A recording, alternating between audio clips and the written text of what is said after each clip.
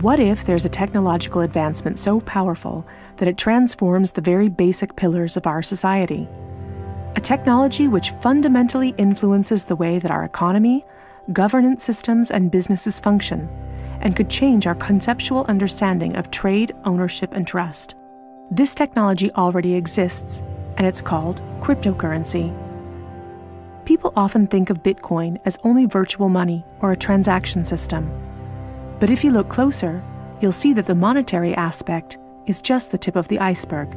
That's because Bitcoin is a groundbreaking internet technology for which money is merely one of the possible applications. Money exists to facilitate trade.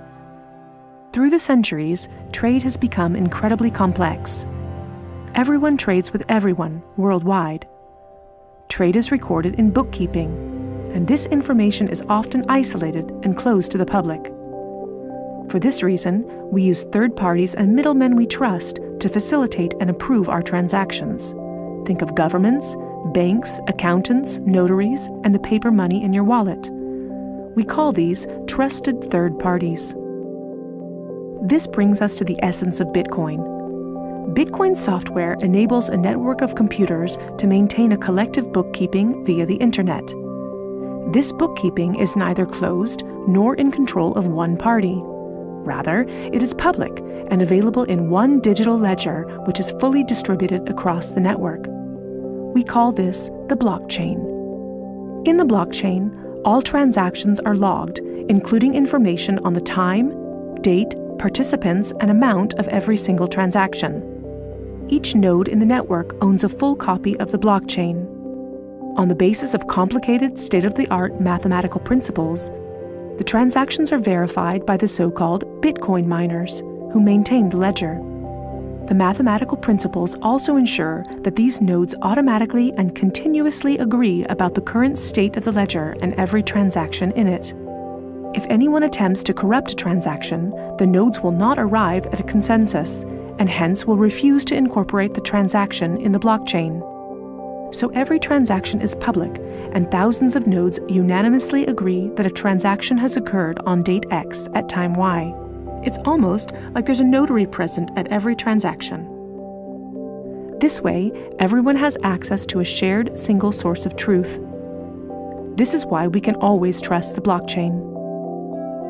The ledger doesn't care whether a Bitcoin represents a certain amount of euros or dollars, or anything else of value, or users can decide for themselves what a unit of Bitcoin represents.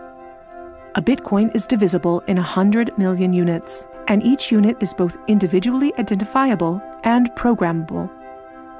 This means that users can assign properties to each unit.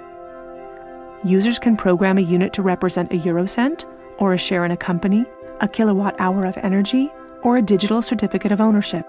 Because of this, Bitcoin is much more than simply money and payments. A Bitcoin can represent many kinds of property: 1,000 barrels of oil, award credits, or a vote during elections, for example. Moreover, Bitcoin allows us to make our currency smarter and to automize our cash and money flows. Imagine a healthcare allowance in dollars or euros that can only be used to pay for healthcare at certified parties. In this case, whether someone actually follows the rules is no longer verified in the bureaucratic process afterwards. You simply program these rules into the money. Ergo, compliancy up front. The unit can even be programmed in such a way that it will automatically return to the provider if the receiver doesn't use it after a certain amount of time. This way, the provider can ensure that allowances are not hoarded. A company can control its spending in the same way, by programming budgets for salaries, machinery, materials, and maintenance so that the respective money is specified and cannot be spent on other things. Automizing such matters leads to a considerable decrease in bureaucracy, which saves accountants, controllers, and the organization in general an incredible amount of time. The programmable open character of Bitcoin allows us to completely rebuild and innovate our financial sector and our administrative processes, make them more efficient and transparent, and significantly decrease bureaucracy. But there's more. In an Internet of Things, our economy will be dealing with machines that actively participate in the economic traffic. In fact, they're already here. Think of a vending machine, or drones delivering packages. These machines are unfamiliar with the concept of trust, but Bitcoin is not. Because of Bitcoin, the drone can be 100% certain that it will deliver the package to the right recipient and know for sure that it's been paid for. And we can program the vending machine in such a way that it will automatically keep track of its supplies, order new supplies from the supplier, and pay for them automatically. Of course, you'll understand that this is only the beginning. Internet technology is disruptive and breaks the status quo. It opens markets and breaks the positions of middlemen all the time.